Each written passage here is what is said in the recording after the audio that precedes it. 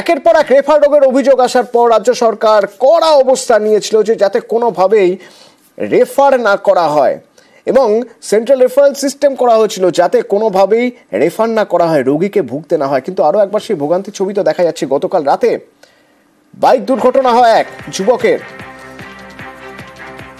আমার সঙ্গে আমার সহকর্মী সান্নিক রয়েছেন, সান্নিকের থেকে একটু জানবো, সান্নিক, কতগুলো হাসপাতাল ঘুরতে হলো এই যুবককে? অতনু, কালকে রাত্রি 10:20 নাগাদ এই দুর্ঘটনা ঘটে। তারপর থেকে রাত্রি 2:30টার মধ্যে 6টি হাসপাতাল ঘুরতে হয় এই রোগীর পরিবারকে। এর মধ্যে সরকারি হাসপাতাল যেগুলো ছিল সেই সমস্ত জায়গায় বেডের অভাব ছিল, সেই কারণে চিকিৎসা পরিষেবা পায়নি রোগী। কিন্তু বেসরকারি হাসপাতালগুলোর ক্ষেত্রে সেখানে যে টাকা বিলের কথা প্রথমেই জানিয়ে দেওয়া হয়েছিল সেই টাকার বিল মেটানো তাদের পক্ষে সম্ভব নয়, সেই কারণে তাদেরকে বের করে নিয়ে আসতে হয় রোগীকে।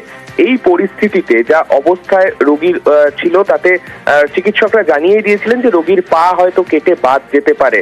তাই সেই পরিস্থিতিতে এই রোগীকে বাইরে দীর্ঘক্ষণ ফেলে রাখা এবং এছাড়াও অনেকটাই রক্তক্ষরণ হয়েছে রোগীর, তেমনটাই রোগীর পরিবারের তরফে দাবি করা হচ্ছে। এই পরিস্থিতিতে যথেষ্ট আশঙ্কায় রয়েছে পরিবার। রোগীর চিকিৎসা যদি সঠিক সময় ঠিকভাবে না করা হয় সেক্ষেত্রে কিন্তু রোগীর আরো বড় ক্ষতি হয়ে যেতে পারে, তেমনটাই আশঙ্কা করছেন প্রত্যেকেই। সানিক, একটু জানতে চাইবো, যখন আরজি করে তুমি যেমন বললে রাত 1টায় নিয়ে যাওয়া হয়, সেখানে তো সেন্ট্রাল রেফারেল সিস্টেম আছে, সেই সিস্টেম দেখে বোঝা সম্ভব হয়নি আর কোথাও আশপাশে কোনো বেড খালি রয়েছে কিনা? দেখো, রোগীর পরিবারের যেটা দাবি, তাদেরকে জানিয়ে দেওয়া হয় যে রোগীর পায়ের যা অবস্থা তাতে যদি ফেলে রেখে ভর্তি করানো যায় সেক্ষেত্রে কিন্তু পা অতি দ্রুত কেটে বাদ দিয়ে দেওয়া হবে। সেই পরিস্থিতিতে রোগীর পরিবারের তরফেও সেকেন্ড ওপিনিয়ন চাওয়া হয় হাসপাতালের কাছে, কিন্তু তাদের কাছে যেটা জানানো হয় ওই মুহূর্তে তাদের কাছে কোনো বেড নেই এবং সেই কারণেই তাদের জানিয়ে দেওয়া হয় আপনারা অন্য হাসপাতালে নিয়ে যান। কিন্তু সেন্ট্রাল রেফারেল সিস্টেমে যেটা বলা হয়েছিল যে কোন হাসপাতালে বেড থাকবে সেই বিষয়টা স্পষ্ট ধারণা পাওয়া যাবে, কিন্তু সেই কিছুই কিন্তু তারা পাননি, তেমনটাই তাদের দাবি। অতনু, আর সেই জন্য সেখান থেকে অ্যাপোলো এবং অ্যাপোলো থেকে শেষমেশ এসএসকেএম এ রোগীর কোনো চিকিৎসা এখনো পর্যন্ত কত দূর হয়েছে?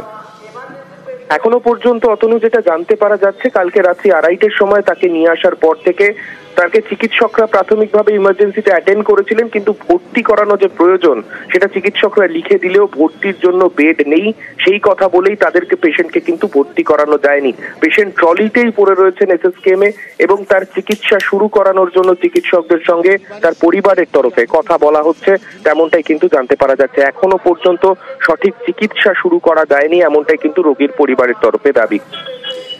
ধন্যবাদ সানিক। 10 মিনিট ট্রাকটা মেরে 10 মিনিট ওকে ছাজরাতে থানাতে নিয়ে গেছে, ট্রাকটা দাঁড়ায়নি তাও।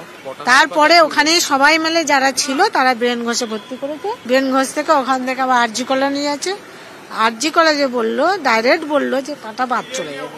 তো তখন ওখান থেকে আবার যে টেকনোতে নিয়ে আসলাম, টেকনোতেও বলছে যে এখানে সেরকম ইয়ে নেই, তুমি ইয়েতে নিয়ে যাও, জেনিতে নিয়ে যাও। ওখান থেকে আবার ওরাও সেই একই কথা বললো। তারপরে আমরা আবার অ্যাপোলোতে নিয়ে গেলে অ্যাপোলো এখানে নিয়ে আসলাম। এখানেও এরকম হাল, সেটা আমরা ভাবতাম। 3:30-4টার সময় এসছি, তখন থেকে এখনো বেডে পৌঁছাতে পারলো না।